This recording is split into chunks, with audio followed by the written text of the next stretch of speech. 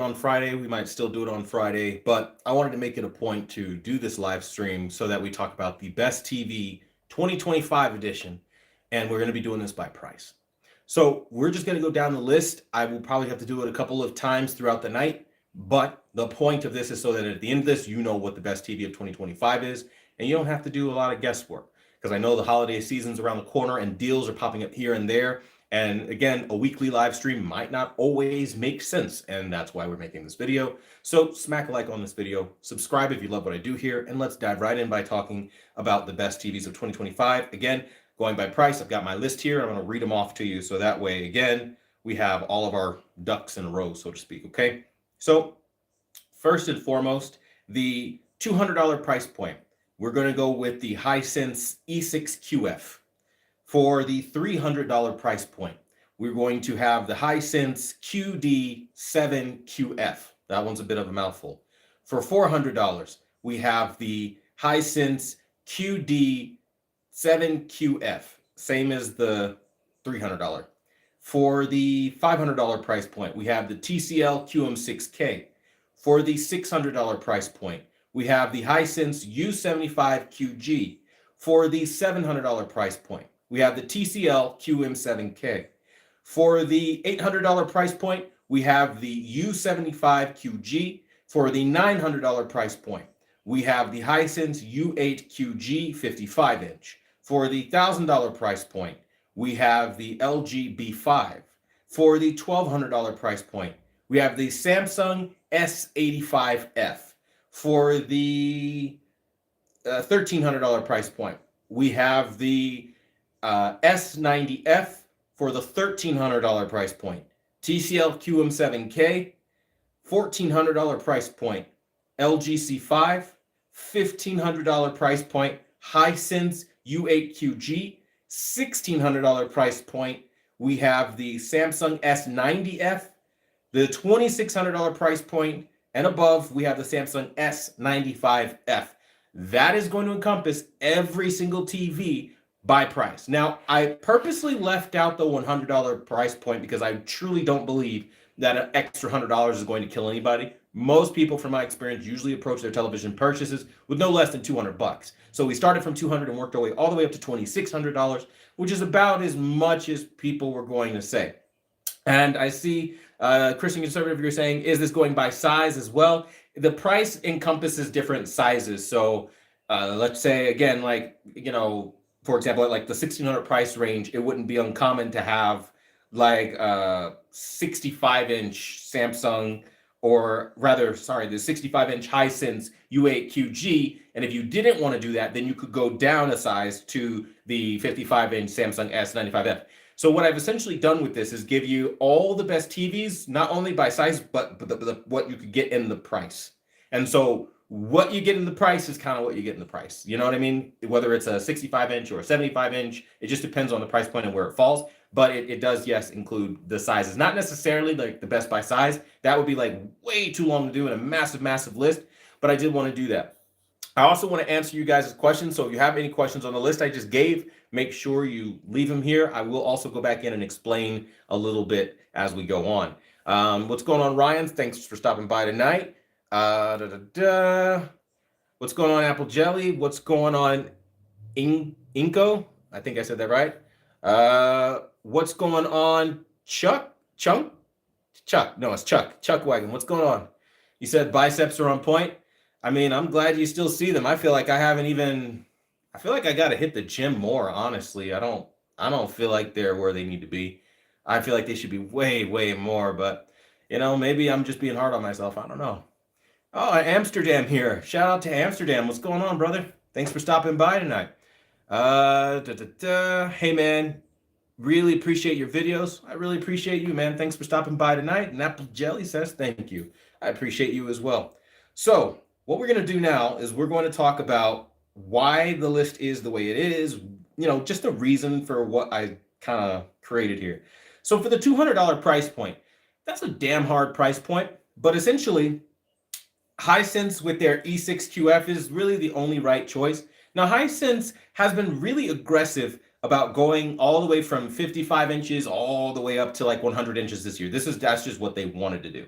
And that has been absolutely incredible. And I think, great. I mean, why not? Right. And so, what I think is also really cool is that you have a lot more movement in that regard. Like, because you go up to, like, let's say the $300 price point, then you step up to the Hisense QD7QF, the mouthful one, right? Now, the reason we picked this is similarly, I mean, you're not really going to find all the features and all the bells and whistles, all the modern trimmings and fixings that you should have on TVs in the $300 price range. Usually it's, full HD or some garbage television that doesn't really amount to much, like a crystal television from Samsung. Like, it's not worth the money, right? And where Hisense is giving you proper quantum dots and some other features that you should have. Their AI suite, things like that. So that for me is huge. And I think a lot of people will be happy with that.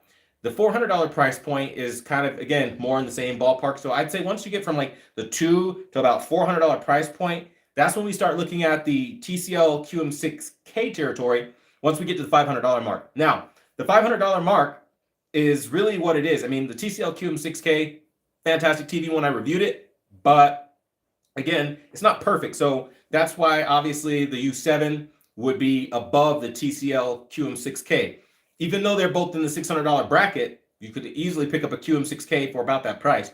But the $7, or rather $7, the almost $700 bracket is better because, again, you kind of get more, obviously, features and stuff with the U75QG. And then the $700 bracket is the TCL QM7K because it's beautiful. It's just absolutely gorgeous. The way that it looks, the way that it gives you like almost OLED, but like for $700, you can't beat that.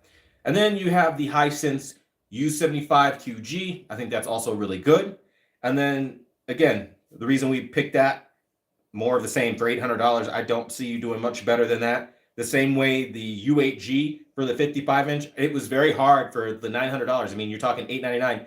It's very hard to try to find anything in that price range that's going to be worth anything. It really is.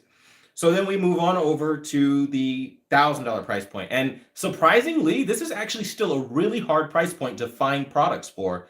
And it's like, dude, you have maybe a handful of decent TVs, but the B5 is going to give you the best black levels. I mean, the absolute best black levels.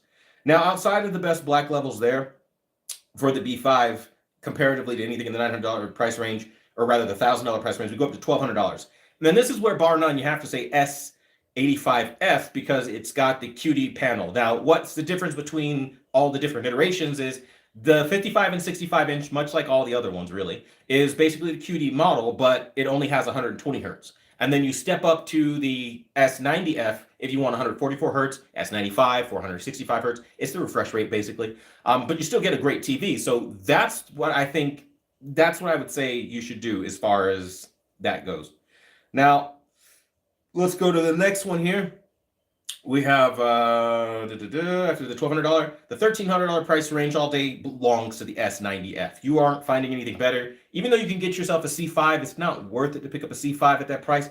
Because again, it's just not worth it. Like, the money doesn't make sense. It just, again, it doesn't add up. Now, another thing that you could do, once we get to the $1,300 price range, is a TCL QM7K. That's if you want a bigger size. So you have to choose between size in a lot of these and say, okay, maybe it's size, maybe it's not. I don't know. And then you kind of go off of that. Then we go into the $1,400 price range. That all day belongs to LG C5. Nothing that I saw as I was looking could touch the C5. The C5 is by far the best TV in that price range category-wise. And then $1,500, we chose the U8QG because, again, the 65-inch U8QG is not going to be beaten. Not really. I mean, yes, you have some other contenders like some smaller size TVs here and there that are good, but it's not going to be as strong. And then the $1,600 price range all day, S90F, nothing in that territory touches the 90F. And then, of course, the $2,600 price range went to the S95F, which I think a lot of people probably, that's where you'll have more of the pushback, because a lot of people probably deny it and be like, no, the S95F is not that great, but it really is fantastic. I've been working on it pretty exhaustively, using its AI features, pairing it with their blue light reduction features, just going in and really seeing what it could do. It's very, very capable, very, very capable. Like, it's actually one of the more capable TVs, very surprising.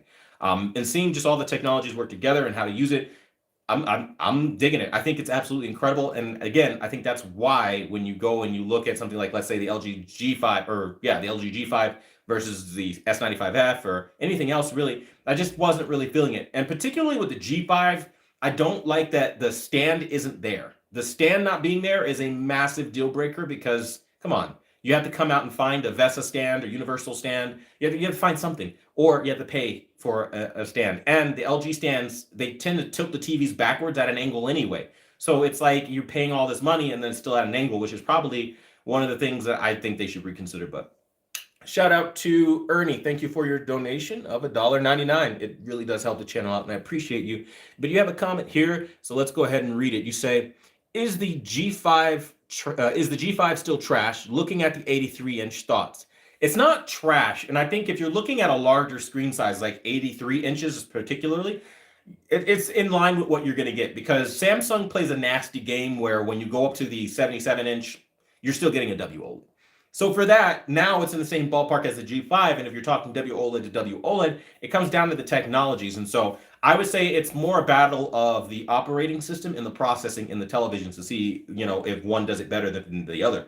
For me personally, I'm kind of a bit on the fence about this one. I won't lie, because on the one hand, LG has tack sharp focus on everything. It's amazing. It looks beautiful. But then on the other hand, not really, because when you look at what Samsung does with some of the contrast elements, they get absolutely tremendous, and their color is always known for having that pop. But it's just, WOLED just doesn't sit right in the mouth, right? When you want the OLED experience from Samsung, you want it to be quantum dot. And for that reason alone, I would say the G5 looks a little bit better until we look at the fact that it doesn't come with a stand. So that's still an expense you're going to eat out of the gate on top of the television, which means you either have to have one of those swivel mount stands or you have to go hunting for one. And it's just, they put more work on you when it's just lazy and greedy. Like, come on, put the stand in the box like everybody else. And that, for me, ultimately is where I would then go over back to the Samsung and say I would just go to the Samsung. But that's just a personal thing. So I'm going to try to catch up on some of these comments. I was not ignoring you guys, just getting through the list. So I'm going to start from the last thing I remember. Before I do, shout out to Christian Conservative. Thank you, brother, for your donation of $5. It really does help the channel out, as you know. So I want to go through and make sure I read all of this, because I don't want anyone's questions to go unanswered, because me personally, that's like a massive pet peeve of mine. All right, so we can start right about here. Enoch, what's going on? You said, what's good, Quantum? I was hoping if you can talk about, why ditching 24p is necessary. Just real quick, 24p is a lower frame rate. It's consistent with pretty much anything low frame rates. It's like, why would you? I'll kind of answer the question with a question. So, like, would you want 24p FPS in gaming? Like, would if the new PS6 came out and they were like, they're selling it heavy, guys, be so excited, we have 8K at 24 FPS. Would you be excited for that? Probably not. And the reason is it's just low frame rate garbage. Nobody wants low frame rates in 2025. It's all about getting higher, smoother quality out of your image quality. And even if it's movies, 24p still doesn't work. I think 30 should be the industry standard, at least, so that you have that extra smoothness. 24p is really jittery, and you have to have all these technologies that kind of work to smooth that stuff out. So I think it should be ditched if it's not paired with some sort of smoothing technology. But that's why I would say ditch it, because times have changed, and so has technology. What's up, man? Shout out from Riverside. Just got my new C5 any game settings. I haven't made game mode specific settings yet, but they are coming. Drink some water here. Getting cotton mouth.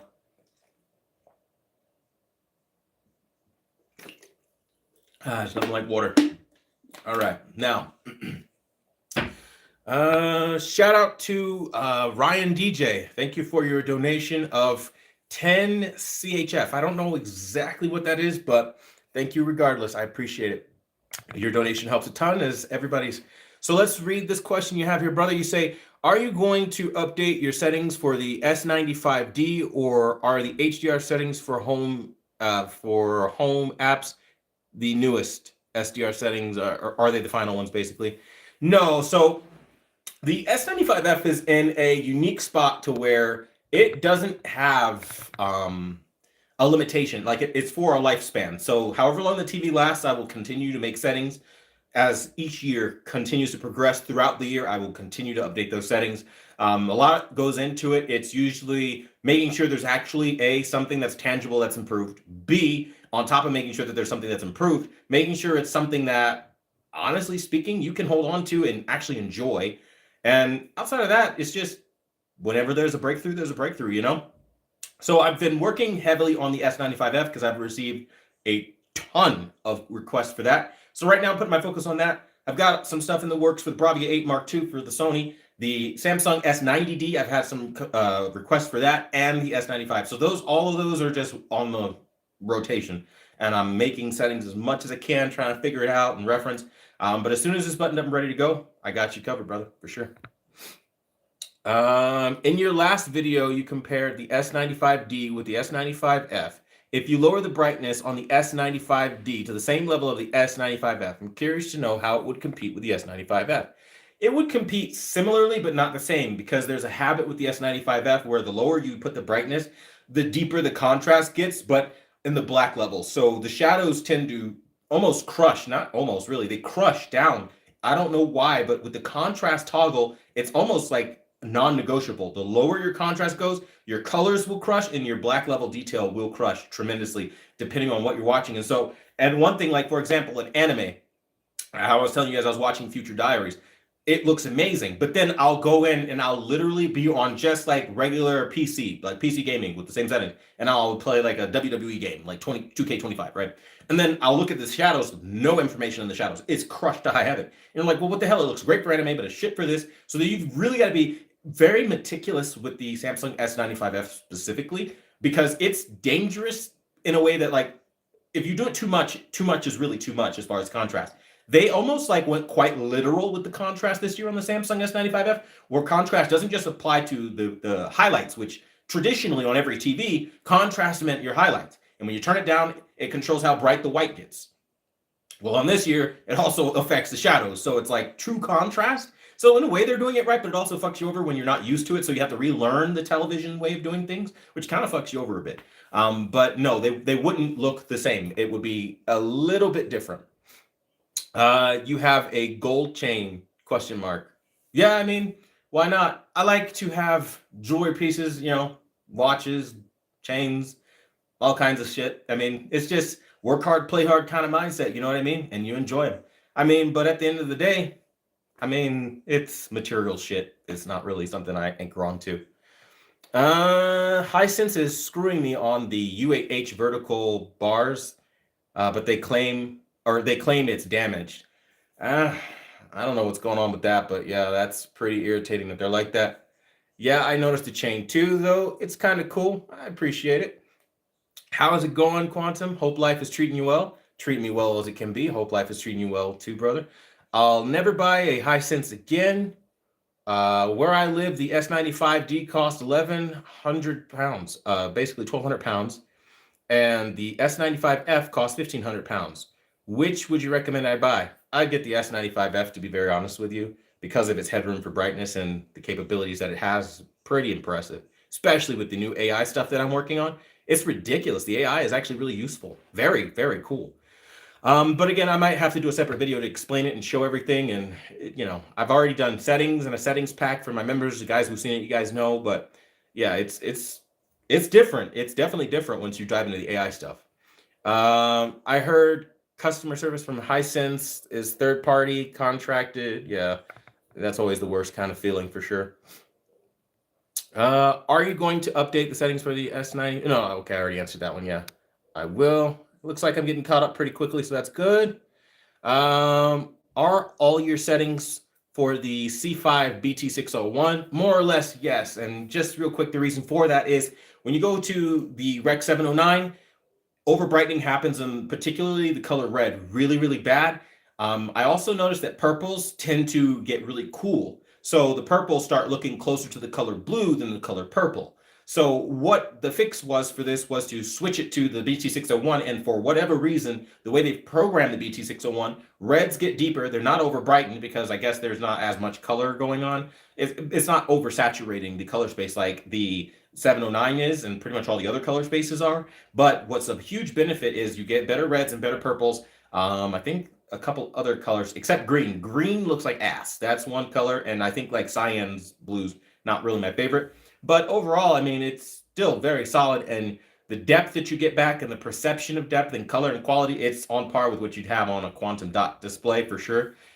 So that's why I do it that way. So yes, they are all BT601. Have you seen any major difference between HDMI 2.1 and HDMI 2.2? Is it overkill? I mean, honestly speaking, I haven't seen anything HDMI 2.2.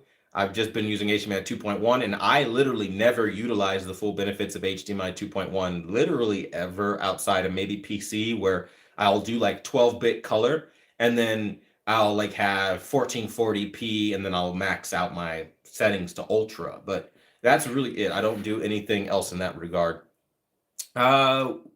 Which would be best for my daily life?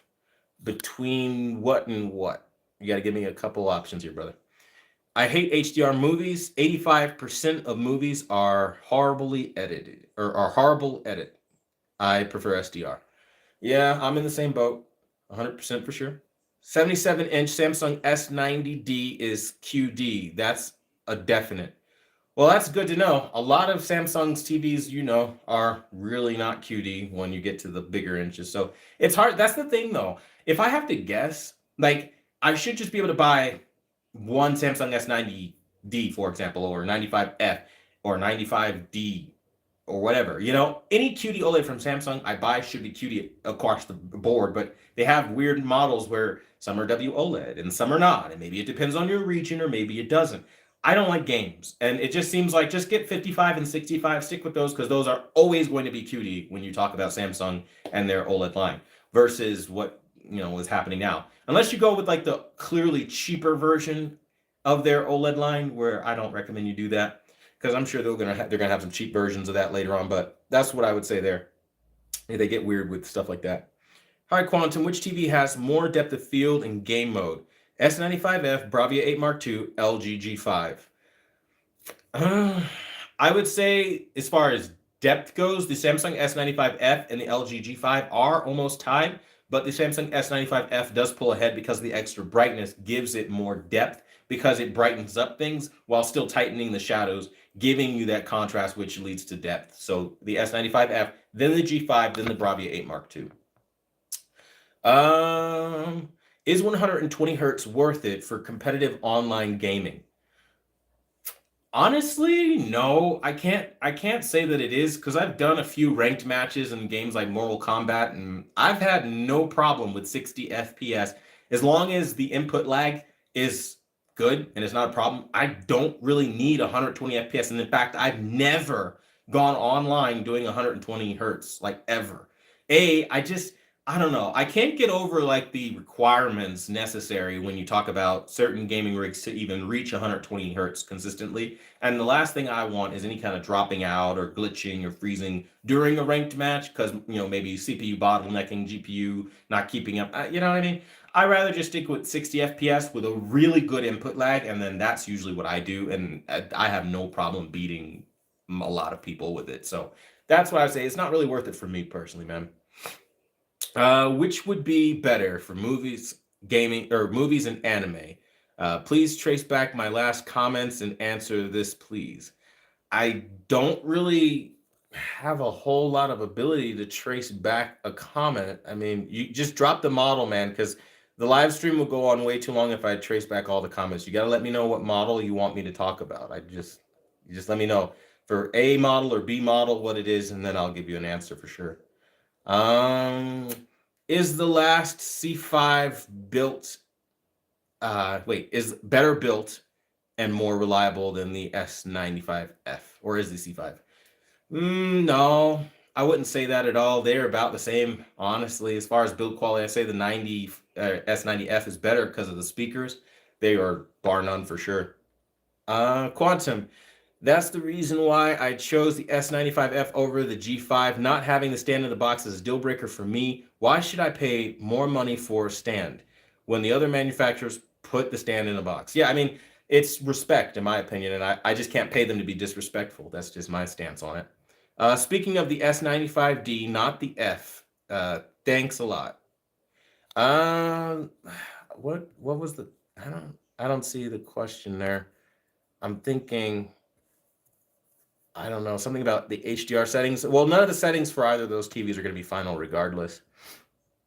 Going down, down, down.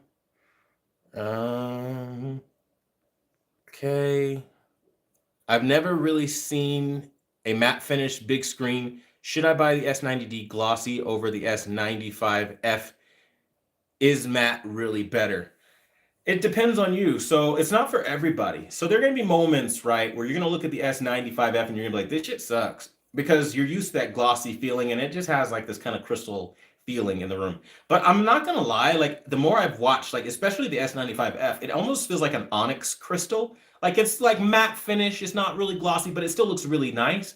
I don't really have a problem with it anymore. Like in the beginning, for sure, I was like, man, fuck this shit. I want a glossy screen. Now I'm like, I really don't care, because I've seen how crystal clear the picture quality is compared to everything else that was glossy. So I'm not on that anymore, because I've seen it with my own eyes. Even when I've wanted to, I've told you guys, comparing it against the Bravia 8 Mark II, I wanted to give the win to the Bravia 8 Mark II badly. I so desperately wanted to do that, just for the sole fact that it had a glossy screen, but I couldn't do it.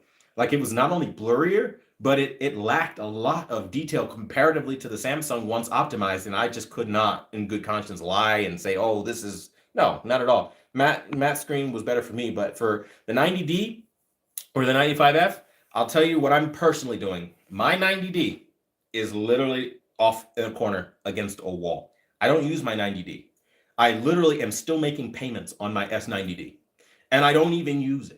So that's how good the 95F is. The 95F is my main bedroom TV. My 90D is against the wall. My wife's 90D, to be fair, is our main bedroom TV. So I am using it and I'm not using it. But honestly speaking, when I grab the remote and I pick a TV to start gaming on, it's my 95F. When I grab a TV to watch my anime on, 95F. So I would say go 95F, because that is just going to be the best thing for you, I believe.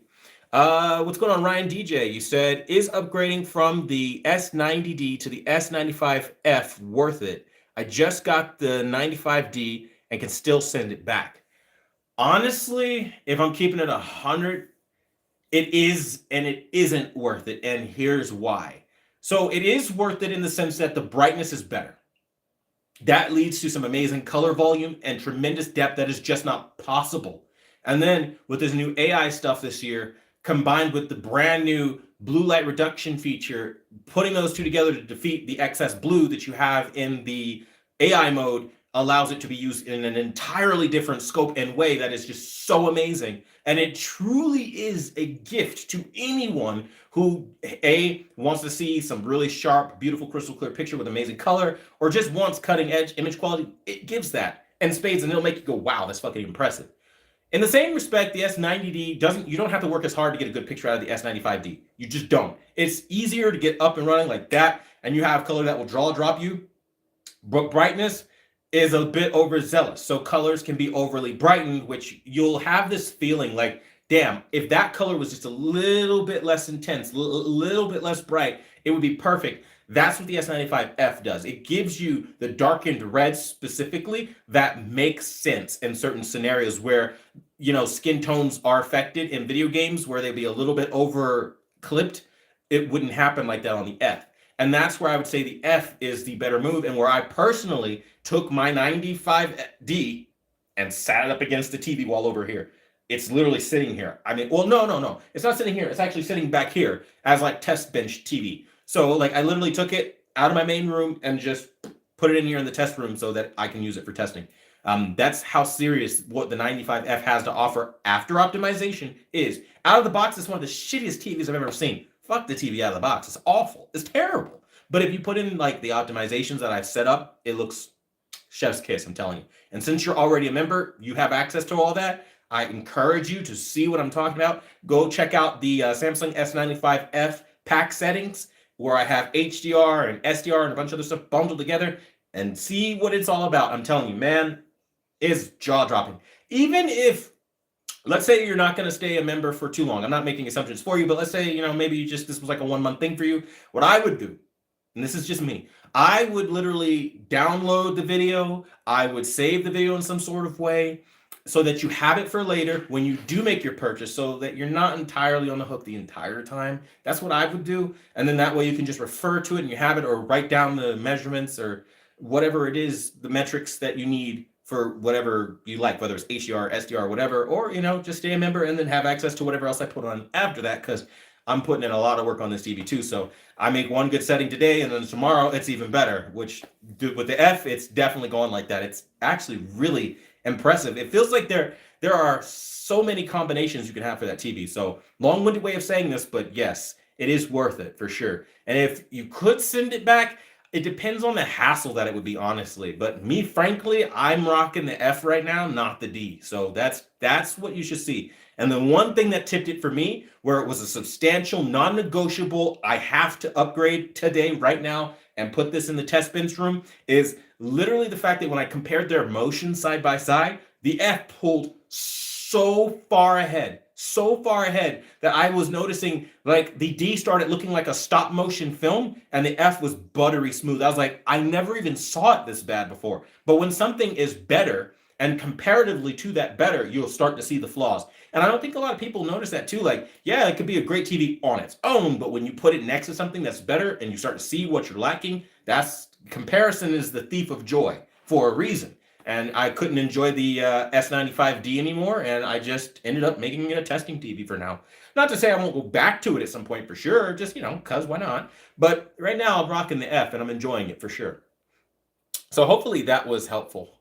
Let's go and answer some more questions here. Best budget TV, please. So I'll go over the budget TV options again. I don't know what would be considered a budget for you, because everybody's budget is different. But what I will do is go and start looking at based on price. So where did I save all that? I've got it saved right about here. Okay.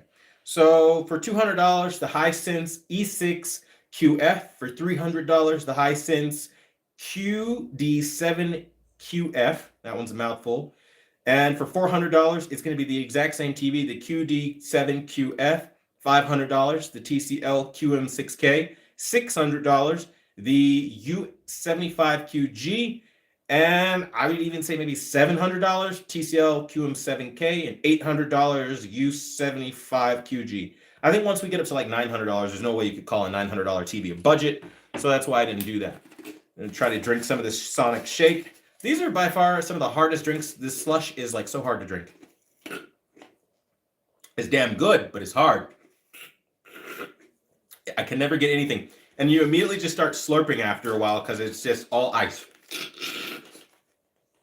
Has to thaw. Doesn't that suck? All right, so and you said the best TV for Samsung. I guess that's what you were asking. Well, I just went over all the ones. I don't believe in that price point Samsung has anything at all worth your time. So hopefully that helped too. Big Al, what's going on? You said thank you for answering my question. My last question: will the new HDR settings for the C5 work with Dolby Vision, or will you be updating for that? Unfortunately, I no longer have the LG C5. However, I have heard good things about people taking the settings that I've created for HDR and just using them in Dolby Vision presets with tremendous results. So, I mean, you can also try your hand at that to see if that does work, but I don't know because I haven't tested that, to be honest with you. Is there anything specifically you're excited about for next year's release? Honestly, if I'm being 100%, I really don't see anything worth my time. I know for a fact there's going to be heavy emphasis around this new RGB mini LED crap over the next couple of years. I think it's stupid, if I'm being very honest with you, and here's why. For all the talk of like, oh, we're at 100% BT 2020, I'm like, yeah, okay, you're at 100% BT 2020, but like now, maybe I'm stupid. I can own that, right? Okay, but like, how are you at 100% BT 2020 color coverage and the panel is still 10-bit? BT 2020 is 12-bit color depth, and your panel type is 10-bit. So how did you reach 100% coverage on a 10-bit panel? Unless you've changed the panel type to 12-bit and you're not advertising that, which would be fucking stupid, because that would be a monumental difference between the 10-bit panels we have on the market right now and the 12-bit jump that we've been waiting for for over a decade, right? So I don't know if that's something that will be talked about more. Maybe they'll shed light on that. Maybe they'll be like, all right, we now have 12-bit TVs. If they do, I guarantee you I'm replacing every fucking TV I have with a 12-bit television because I know what 12-bit is. I have been dying to see a real viable 12-bit television in play tangibly. Like, we can hold it. This is ours. We've got it. I've been waiting for this for years. And if they finally do it, then I'll be excited. But if it's a 10-bit panel that just so happens to hit 100% of the Rec 2020 color space, I don't give a shit. Okay, so what happens when BT 2020 comes out with 12-bit color? Then I got to replace it. The other thing is, I see a lot of emphasis around AI, and while it can be cool, we're falling into some manufacturers just being gimmicky and throwing the shit on the box, and it does fucking nothing. So that's the other thing. AI could be good, but it could also be a pain in the ass. Aside from that, I don't really see them reinventing the wheel too much at all. Like, I don't personally see them reinventing what they've already done. But I could be wrong, and there could be something. But so far, I haven't seen a reason to be excited. I just haven't. We already have RGB TVs, by the way, with quantum dots. They're called QD Mini LEDs. Or not QD Mini LEDs, QD OLEDs. Real RGB TVs, self-emissive, so we don't get any of the backlight, drawbacks from Mini LED. I don't see a problem. People are saying like, oh, but it'll be an OLED killer. No, it won't, because OLED will always have better black levels because it's genuinely self-emissive, better viewing angles, and it's going to be cheaper because it's been on the market as technology we could get today for years now, and it's going to be more affordable. So I just feel like this is their way of like trying to blow smoke up our asses, if I'm being honest with you. Say, oh, it's new. And then this is them blowing the smoke up our asses, and then there are people biting to it. I'm not biting to the RGB Mini LED thing. I'm like, yeah, I don't doubt that you made it colorful, but that's also not hard to do when you pump out like patches that fuck shit up for your TVs that are existing, or when you don't innovate in the TVs that you have and could totally innovate. Look at Sony, by the way. Sony Bravia 8 Mark II should be the best TV on the planet right now, period. Yeah, sure, reporters are saying that it is, but when you compare it, it's not. But it should be, because it's true RGB from Sony, okay, with Sony's processing.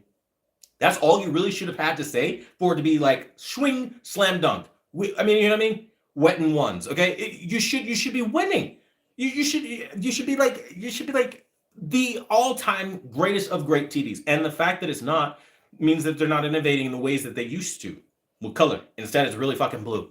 And unless you have a thing for blue filters, and I'm sorry to say this, ungraded log footage, you're not really going to like the Sony very much.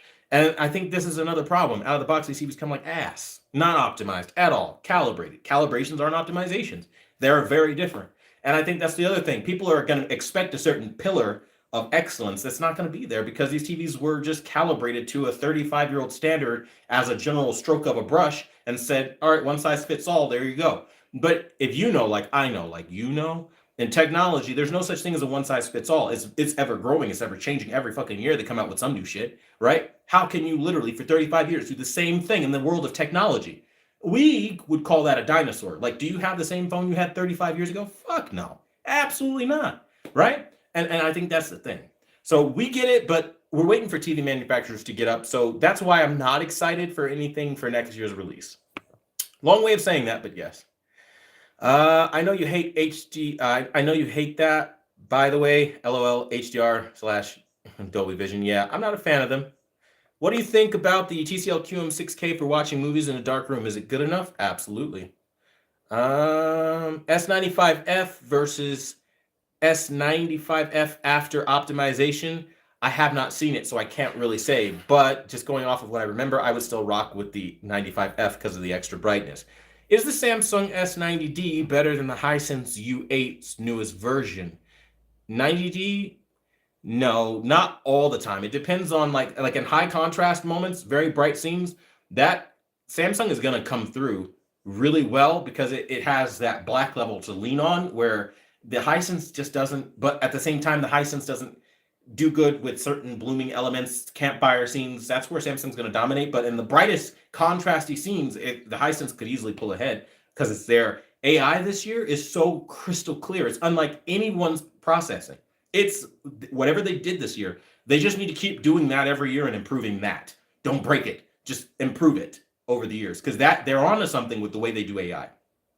Everyone in the business should take note as the way Hisense does it. The AI super resolution feature alone, genius, genius. The way micro contrast, the way that it adjusts whether you go to like the AI contrast, because the micro contrast in there, when you go to low, it's like micro contrast and then it goes up, and it's off of what's in the scene, and it looks tremendous. So I'd say I would still rock with the D, but the 8 is close. Let's see what we have here. Hi from India. Can I go with the Samsung S95F or S95F for movies, anime? I'm occupied with work from 11 to 8, where I have time to watch TV on the weekends and weekdays post 10 p.m. Is the S95F satisfiable? Absolutely. If you want to save some money, get the S90F, do it. It's a tremendous TV, absolutely beautiful color. It's almost as good as the F for the S95 side of things. So the only thing is the S95F is brighter, and that does make a big difference. But the S90F is equally really bright too. So it's not like you're getting a bad TV. It's just depending on how bright you want it. And if the One Connect box is something that's important to you, so you can like have wires kind of more concealed, a little cleaner look, things like that. But the 90F is going to present you with a more complete package because the subwoofer in there is beautiful and the speakers are banging. And I love the sound of that TV. I wish they would have just done that on the step-up model, but instead we get these garbage-ass speakers. And you still have all the same AI stuff that the F does. So I think you have a lot of argument there for it to be some really special shit going on for sure. But again, it's up to you though, for sure.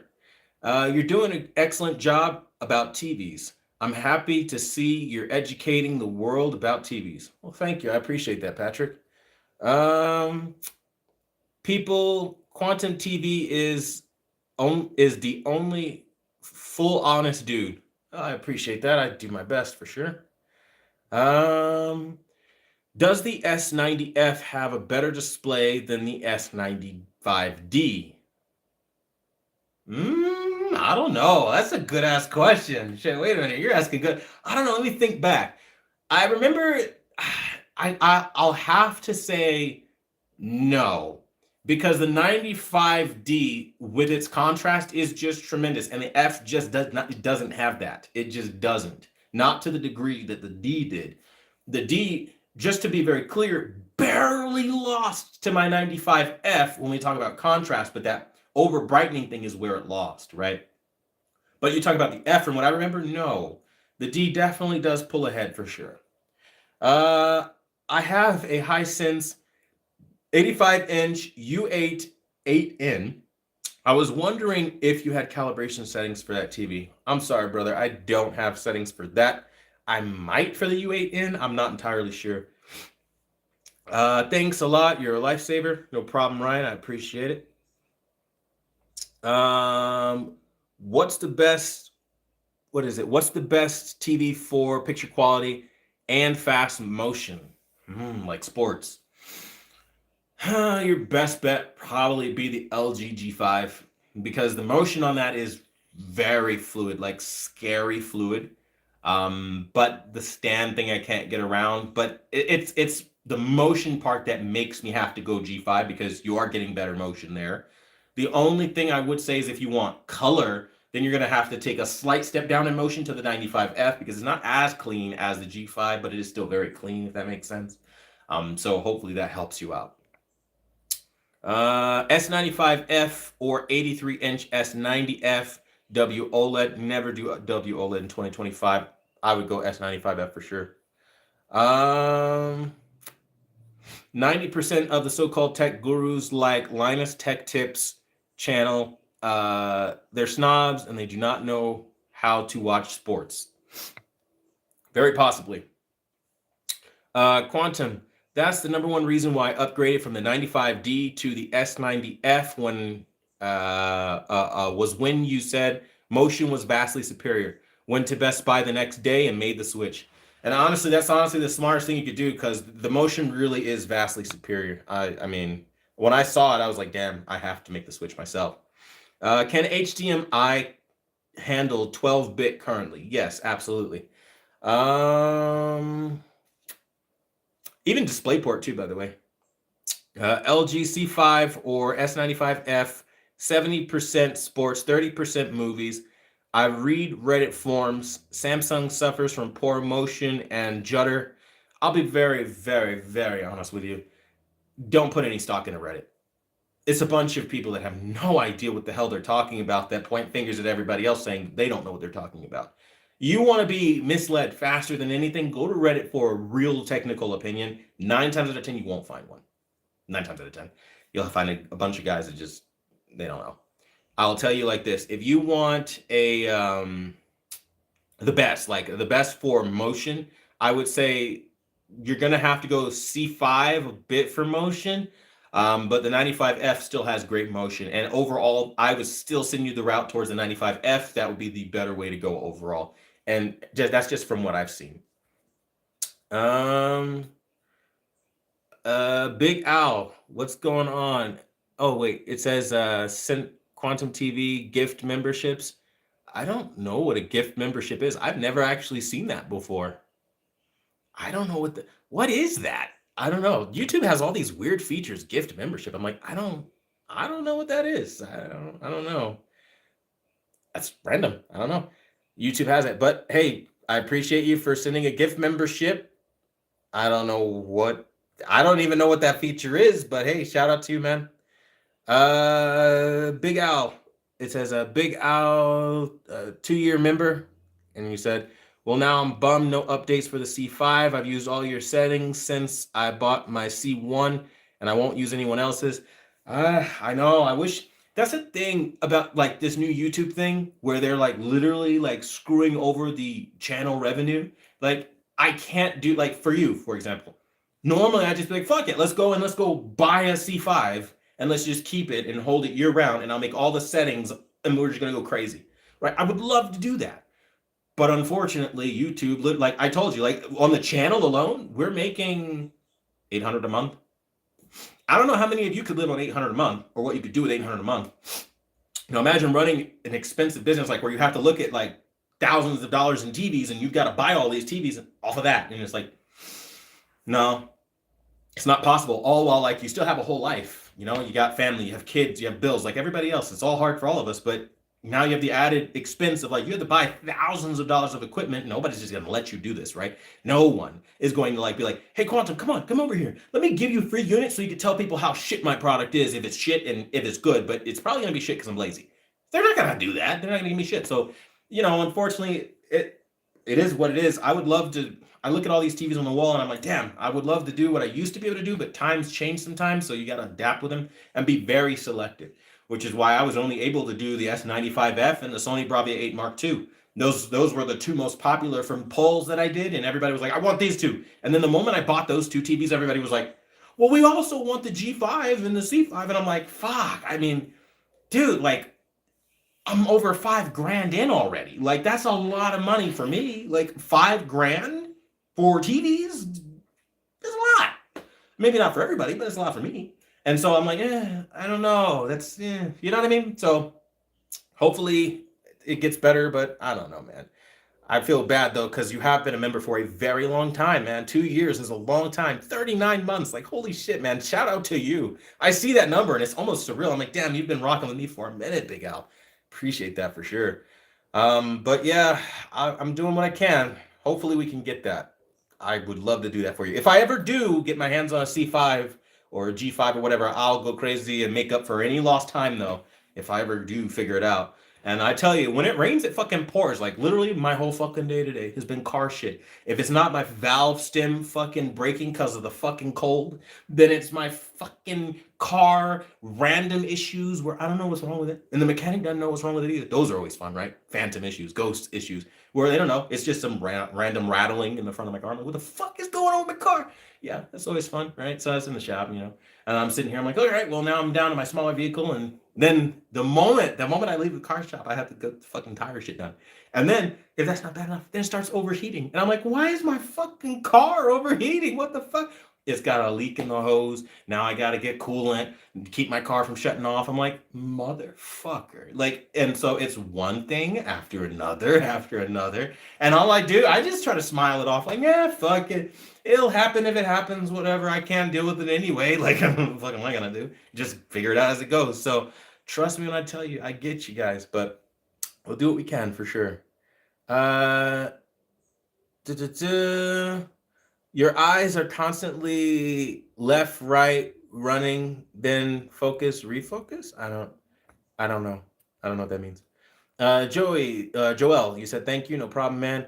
Caleb said 2026 Samsung TVs will have us talking and excited. Do you know anything? Here's what I know. Be careful, okay? I know that Samsung is doing a big push in a direction towards RGB mini LEDs. I know that Samsung is putting a lot of emphasis into AI. I know that a lot of people are excited because of those things. Now, what I can also go on and elaborate on is I know there are a couple things that the public doesn't know that unfortunately, because of certain non-disclosure agreements that you are not allowed to say certain things, you can't say certain things before a certain date. But I can tell you, pay attention to RGB mini LED, and if I was really being maybe pushing, I'd say pay attention to micro RGB mini LED, and I would absolutely not tell you to open your eyes to any new advancements in AI. I would not say that at all. Without giving any specific models or saying anything, I would tell you that maybe that would be a reason to be excited. But I don't really know anything. This is all speculation and all for entertainment purposes.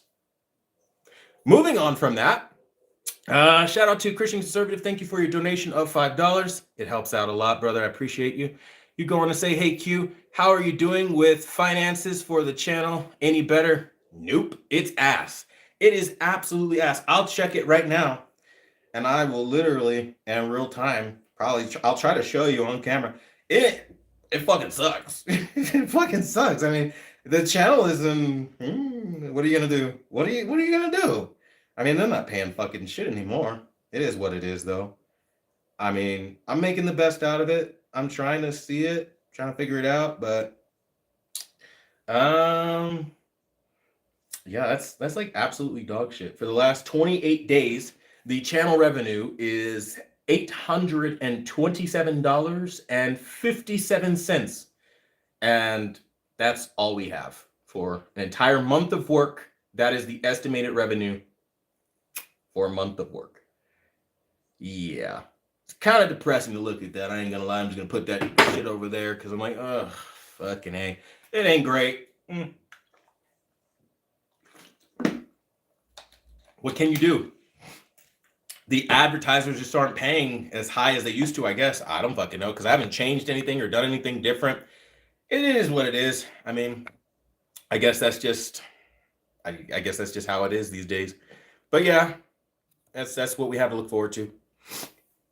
A lot of struggling ahead, but when it gets better, brother, I'll tell you, and I'll probably credit you as probably one of the main reasons why it ain't as hard as it has been, because I'm not joking. Every live stream, man, don't think I don't see you. Every live stream, even if it's $1, bro, you show up and you're like, here you go, bro. When you have 20, you give 20. You're always helping the channel out, and that helps more than you realize, because if everybody just donated $1, we'd be in a better spot. But you taking that burden on and donating more helps tremendously. It's the difference between us being able to buy a higher cost TV and not. It really makes a difference. It like tips things over the edge.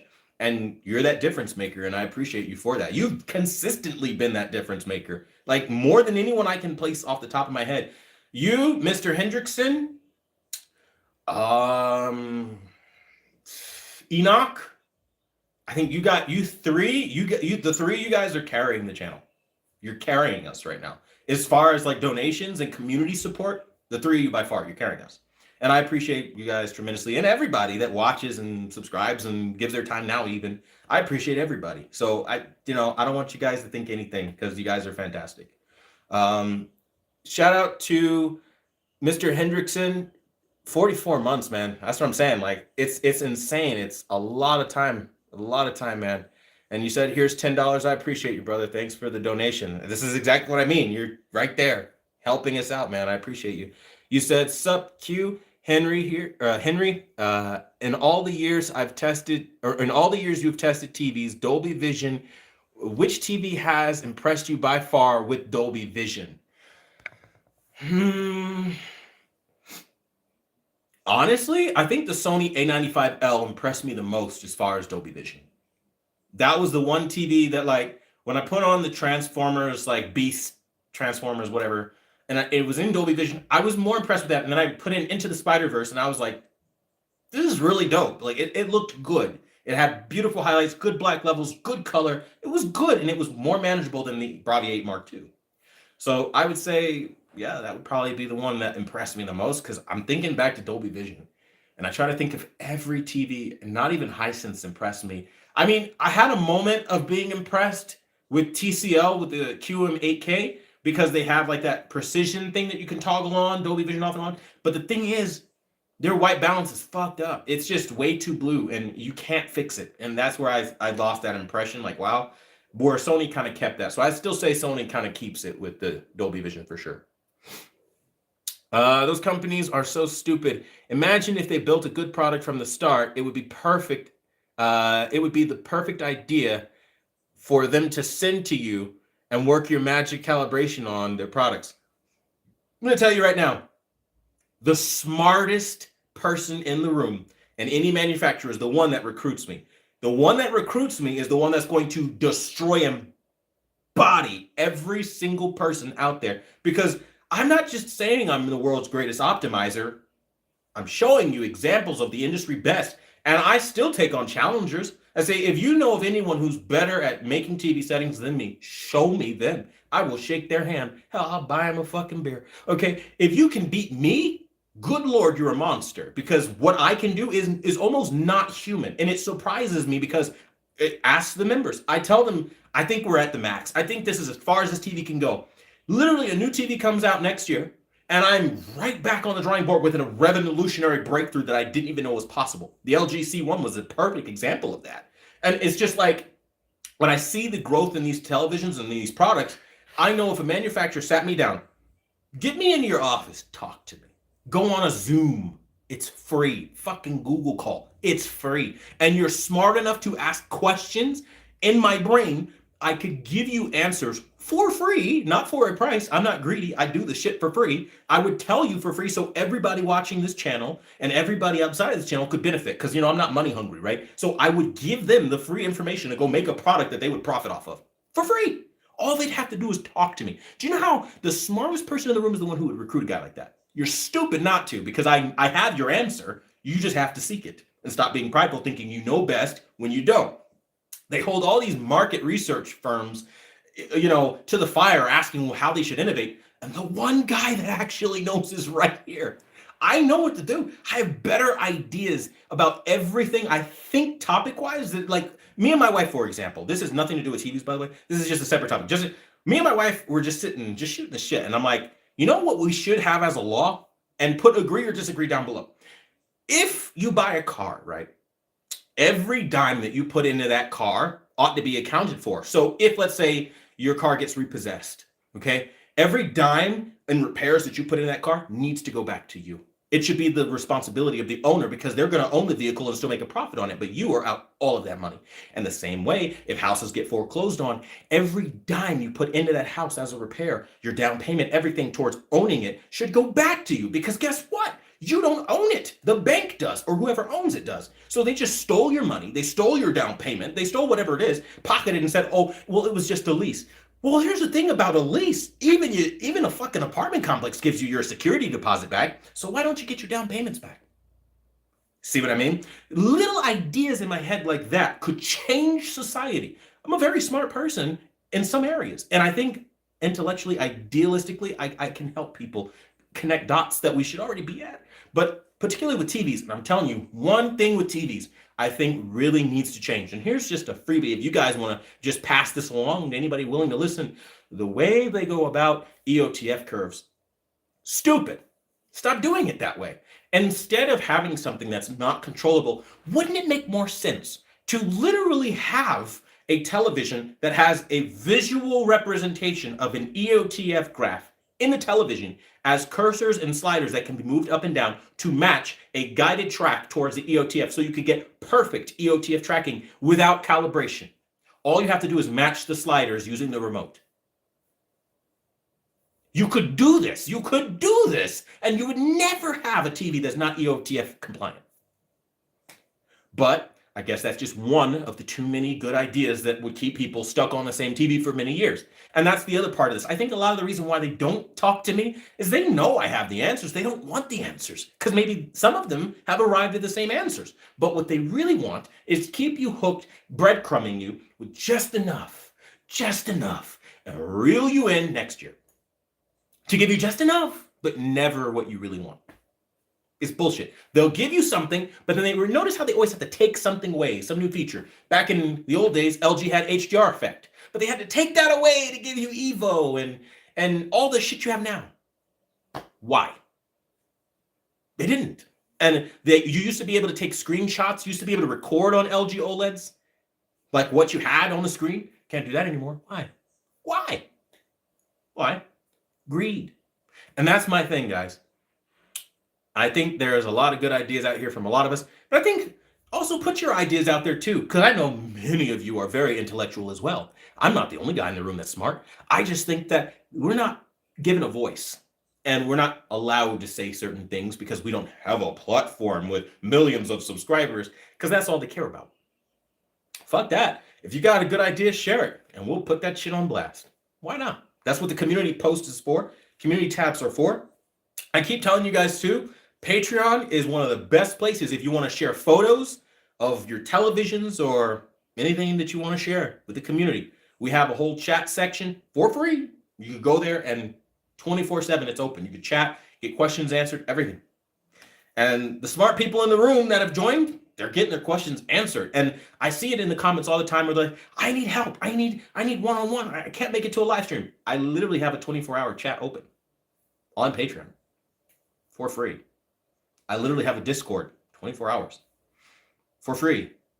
I have these memes, but people have to use them, kind of thing, you know? So that's one tool that could help, really help. I'm not trying to be a dick, but it's just like I get mad because people really, you know how people are when they didn't like listen to you the right way, and then they come at you like you didn't give them a resource. Like, dude, I just try to help you. Like, I have this and I have this for you, and I heard you. Here it is.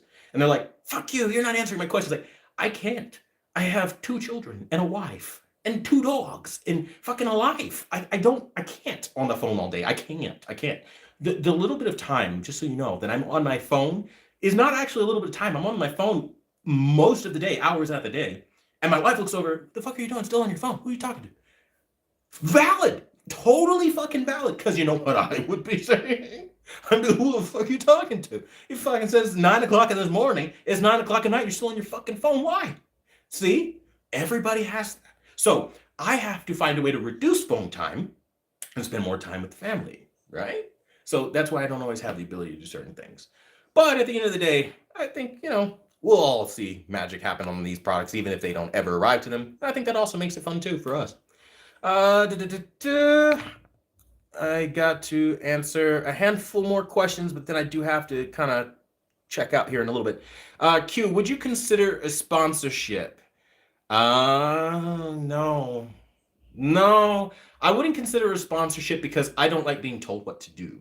And what I mean by that is, like, when you have a sponsorship, there's a lot of oversight. They have to review what you put out. You make the video, you do all the work, and then they want to come in and basically edit your video for you by telling you what they didn't like about the draft, which a draft is just a full video you've already created. And they get to pinpoint what they don't like and tell you to remake it until they're satisfied.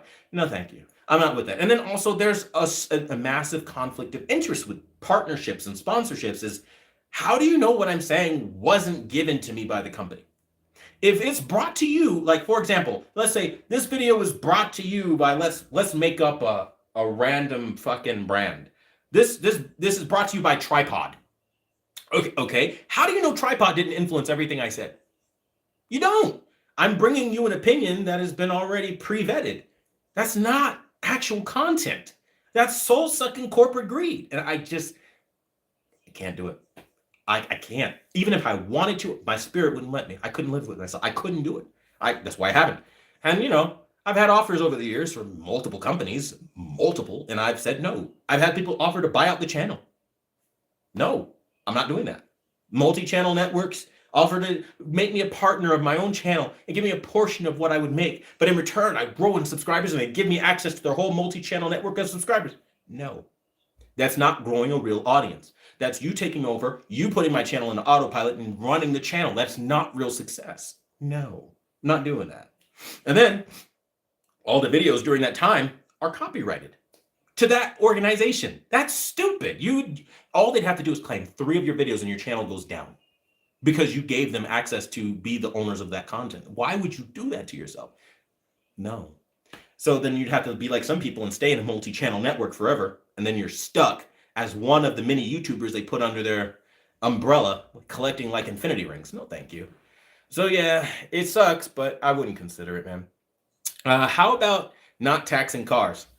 I mean, yeah, I think that only solves the first problem though, because I think cars, they should not be as expensive as they are to begin with. Because I think it's just really overzealous the way they kind of charge what they charge. A dealer fee? Fuck you charging for, bro? I walked into the dealership. They act like they delivered it to me. I walked into the motherfucker. Like, you know what I mean? A dealer fee. And you look at the prices of some of these dealer fees. 20 grand dealer fee. The fuck? Why am I paying a $20,000 deal? In some places, it's like that.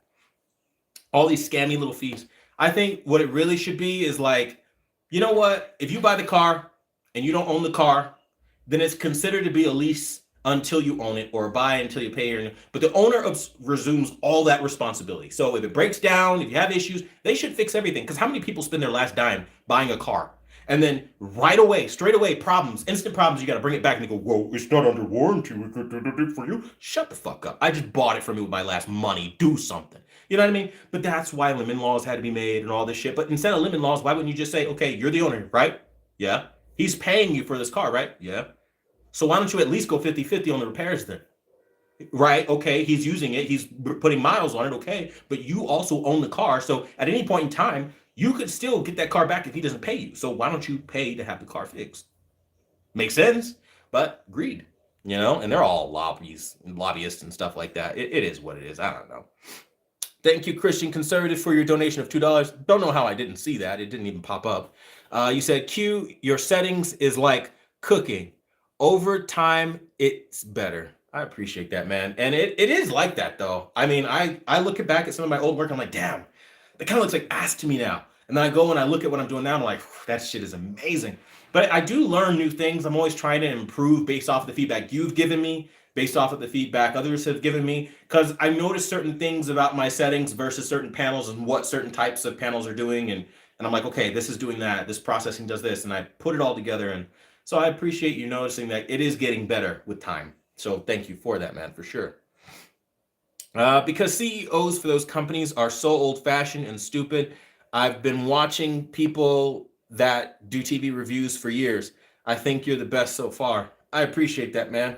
I think really you've got to say we're the best. Because this isn't just me. Everything that I've encompassed in my growth as a content creator is based off of the audience. It just is. This, for me, what I wanted to build so desperately, more than anything, when I first started even being a YouTuber, seriously, and doing it full time as I do, it's like I wanted badly to be the YouTuber that has a community. A community. I don't want dead subscribers. I don't want fans of a season. I want a community. We can come and talk to each other, bounce ideas off of each other, build each other up, tell each other what to avoid, how to fix shit that goes wrong with our products. Like, we have a real community, and that's what I'm trying to build. And I think we've gotten to a pretty decent spot, if I will say so myself. We're about, 96,000 subscribers in, and we've got a few sub-channels, things that we can get into and talk and have those communities. Even if we don't have much action, it's still good to have that, and so I always appreciate seeing everybody here. But I do appreciate your compliment, Patrick, for sure. Stupid move by LG. For sure. Let's see. But if you had an LG G2 C1, you'd need a U8? Or you need a U8? I don't know. I don't understand. I guess I'm coming in halfway through on that. I remember you. I don't know what that means. Quantum TV equals integrity. I appreciate you. Thank you for seeing that. I definitely do try. I was in denial because I wanted both. Till my buddies, till my buddies' parents bought times three, times five, back to back. OMG, he hated it. I always vomit at the X3, BMW, the Audi A3, worst car ever. Yeah, I wouldn't know anything about that. I've had friends that had BMWs, and that was enough for me. Once I saw how often the BMWs were in the shop, I was like, fuck that shit. I'm gonna go with a nice, like, middle management Japanese car. I'm gonna stick with my like Nissans, my Chevys, my Dodge. Like I'll stick with the normal. You know what I mean? I don't want to be like I don't want to be paying Mercedes prices. The computer goes down, and then you got to have three computers programmed, and you're not walking out spending less than 1,100. I'm like, oh hell no, I can't be eating that on a car. Like, no, thank you. I'm okay. I'm okay. I'm actually good. Luxury does not mean that much to me. It just needs to be nice inside. As long as I have colored seats inside, a sunroof, and all the nice trimmings, I'm good. I'm happy. Even if I've got to literally go on Amazon and buy car seat covers and cover it myself, okay, spend $150. I guarantee you the inside of your whip will look rad as fuck. Especially if you're like me and you have like a nice vibrant color on the outside of your car, and then inside your car, you go pimping that bitch out. Oh my God, it's amazing. You take a car that was never ever supposed to hit at that level. And even now, like everywhere I go in my tiny little car, little teenager car, okay, it's pretty though, very nice, very done up. Everywhere I go, motherfuckers like, damn, that's a badass ride. That's a fucking dope ass car. And I'm like, would you like to see the way I got it? It wasn't like that when I got it. It was stock and ugly, and I got a lot of work done to it. But it's a pimped ass fucking mobile. I'm not gonna lie. I'm proud of it. I am. But again, I couldn't do the high prices just to say luxury. Looking well fresh, mate. You got a date night with the missus? Honestly speaking, man, every day is a date night. I'm not gonna lie. I mean, that woman takes such good care of me, man. And I don't mean like she's paying the bills. No, I mean like emotionally, mentally, physically. Never been so happy in my life. Ever, ever, ever. I didn't even know women like this existed. Like, never knew they existed. Perfection. Perfect. Like, all I gotta do is just be a good man, and she's a good woman to me. I wish it was that simple.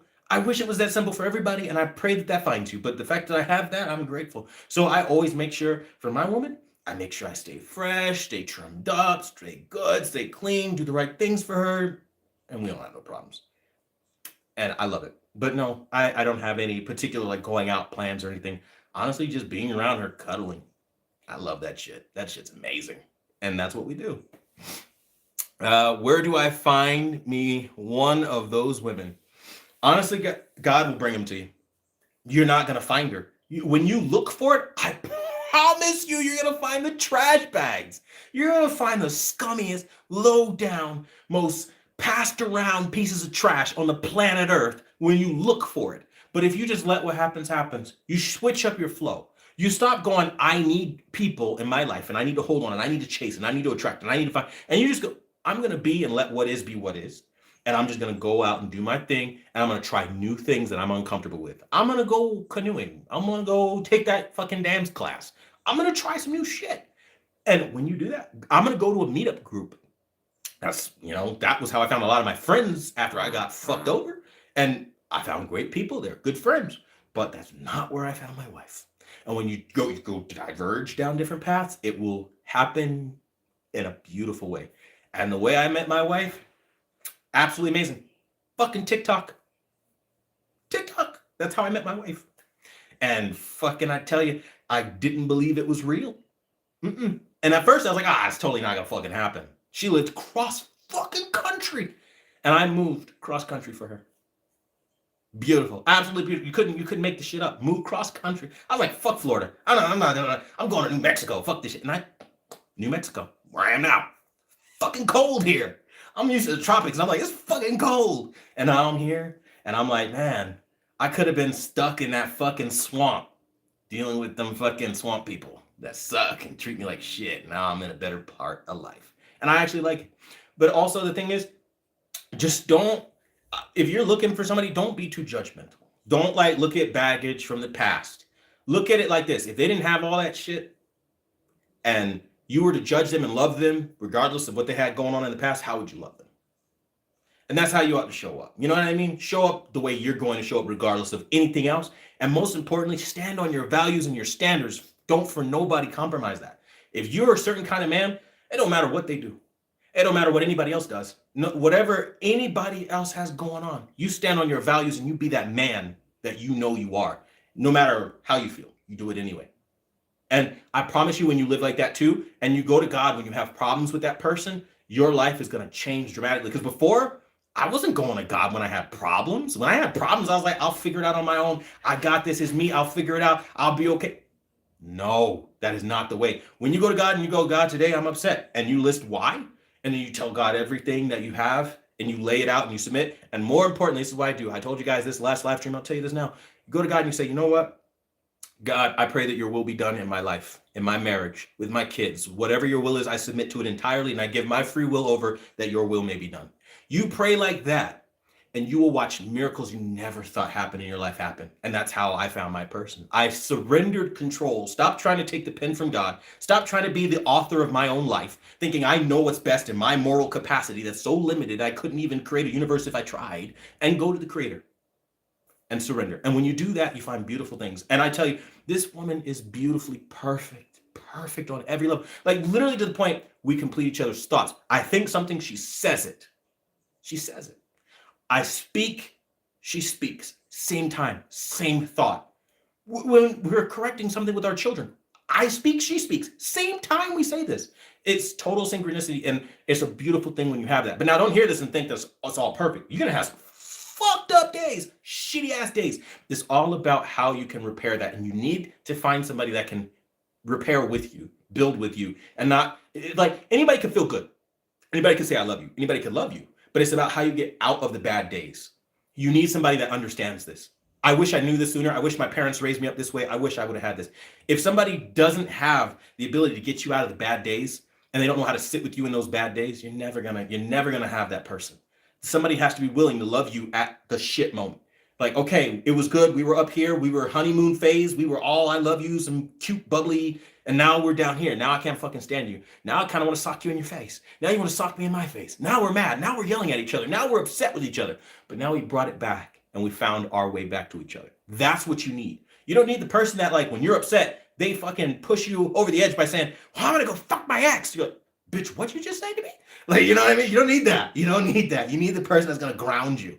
And I would say that's how you find the person. But more than anything, get out there and live life. Life isn't going to wait for you. Go live it, man. Go find you a new hobby, something new that gets you out there, away from the wrong crowd, away from the people that you attracted, and learn to love yourself and understand what you deserve. Stop accepting and settling. Don't settle. Stop settling. Get what's good. And I promise you, you'll find what I have. It's out there. I promise you. Just answer some of the last questions, and then I'm going to go spend time with this lovely woman I've been talking about this entire time. I got asked the same question for years. I don't even know how inferior they were. They mattered at LEDs, 2010 LEDs and sharp TVs, tempered glass. Yeah, that's true. Won the LGB5. That's good. Quantum TV looking for a Mackage Aldali K jacket. I don't know what that is. Your wife will look so good in those.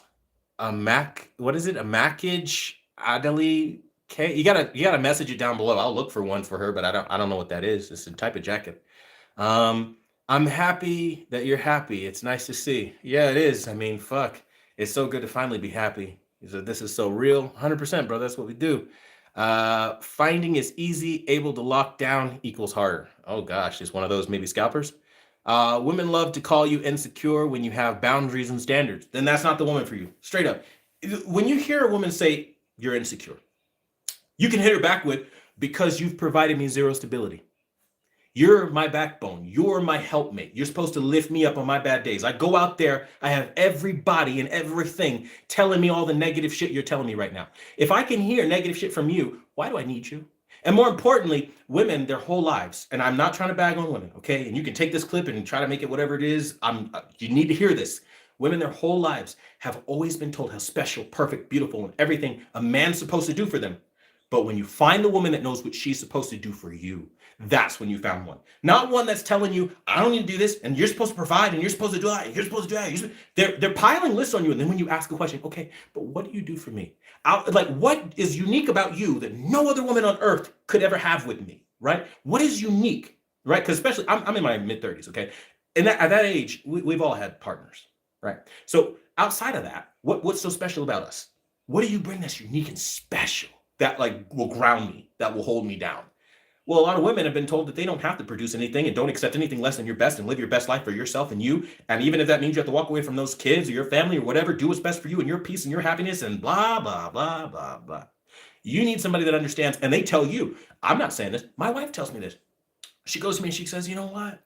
I see all these women and they're all cookie cutter and they're all doing the same thing. I'm not like that. And you know what? She's not. She tells me how I should be as a man.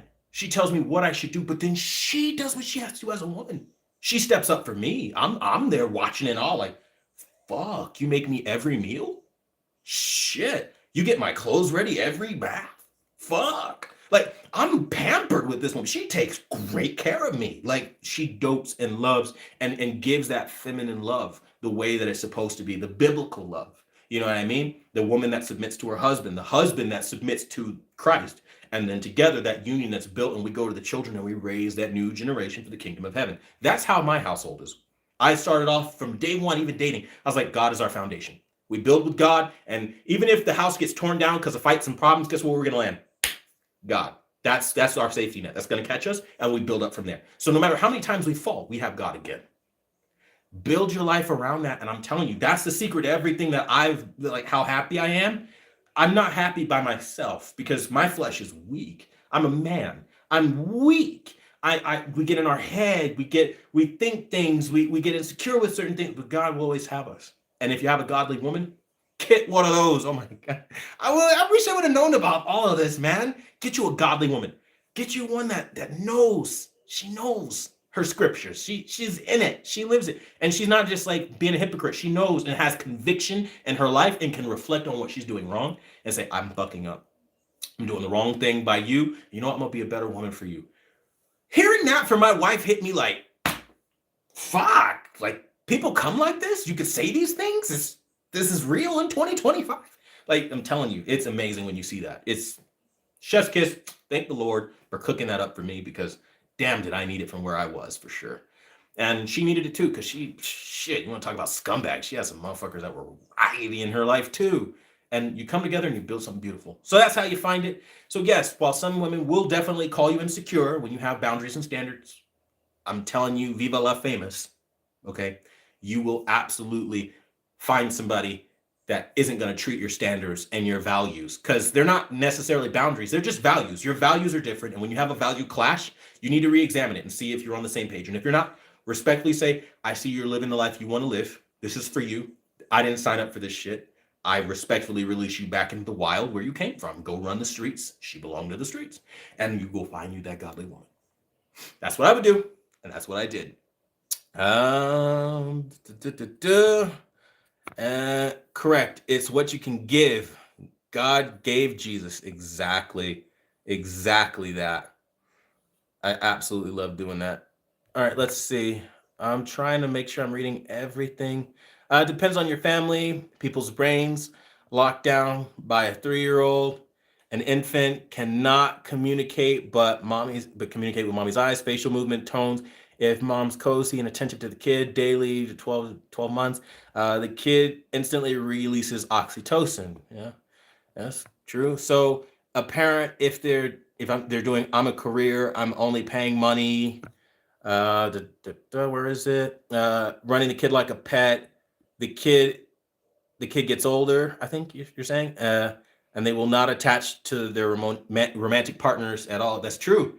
And it explains why men can find women be happy versus men find but wish to get more. Our brain sees one as a goal versus seeing one as blocking access to more. I mean, yeah, that's entirely true too. A lot of it stems from that fucking childhood. Parents are the ones that fuck you over the most in the beginning. I'm not gonna lie. They fucking air you out. I can tell you from extensive experience with this topic, though, on both ends, from my wife's side of the family and from my side of the family, none of that shit matters. At a certain point, you get to a certain age and a certain point where his trauma, your trauma, what the parents were like, fuck all that. They're going to grow old. They already had their family. You're a part of it. You're the result of their family. You grew up and now you're having your own. Whatever you do within the confines of your family is you. And so even though the man can like be blocking himself off, or he remembers what the parents grew up and treated him like, and he didn't attach that, that's fine and good and dandy. But at the end of the day, that ain't got shit to do with you. At the end of the day, what you build off of your first examples. If you had a shit example that showed you what not to be, don't be that. If you had a great example that showed you all the good things, take the good and leave the bad. That's all you do, because nobody's perfect, and I get that. And at the same time, your parents, I mean, look, respect them, honor them, appreciate them for giving you that life, but don't let them cross that line of destroying what you want for your life. And that's what I would say as far as advice. I'll read this last thing. You said, I had stage 4 cancer 4 years ago, or a few years ago. I'm healed, luckily. And then you said, 4 women tried to aggressively invite my guy to cheat in office. Oh, fuck. Knowing what he was going through. Damn, that's fucked up. And you go, yeah, I mean, honestly, yeah, I mean, there are people out there, but you know what? Here's the beautiful thing. I can say this confidently. Any woman on earth at any given occasion could try to come to me and seduce me for any reason she chooses. That woman has no loyalty to my wife. I do. I have dedication. I have temperance. I have virtue. And even if I'm going through a rough time with my wife, because I have God as my moral compass, God says don't fornicate. God says don't be an adulterer. God says don't covet your neighbor's wife, your neighbor's person, right? I'm living by God's rules. There isn't a woman in the world that could pull me. Not at all. I got one of these. I'm married. Nobody in the world could pull me away from my wife if they tried. They could put on whatever they want. They could do whatever they feel. Say whatever you want, but it's never going to work because I have God. And I think, again, if they're going to start to do that kind of thing, it's all about how strong and resilient your guy in that situation is, knowing that he's going through stuff. People are grimy, and people will try to take people. But if you should be grateful for those people, though. I'll tell you this. If somebody that you have can be taken, open the door and let them leave.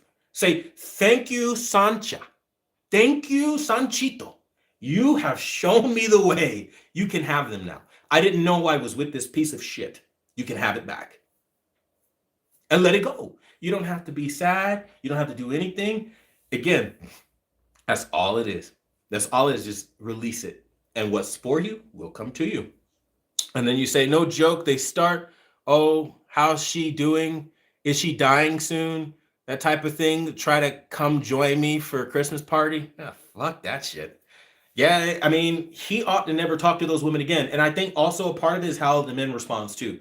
The only thing he should have done is talk to her like a dog. The moment she was talking about that, he should have stood up on business, been like, don't talk to me again. Never again. Past anything I'm obligated by work to talk to you. And walked away. Literally remove himself from that situation. Not carrying on how she's doing all that. She wouldn't have got half that far.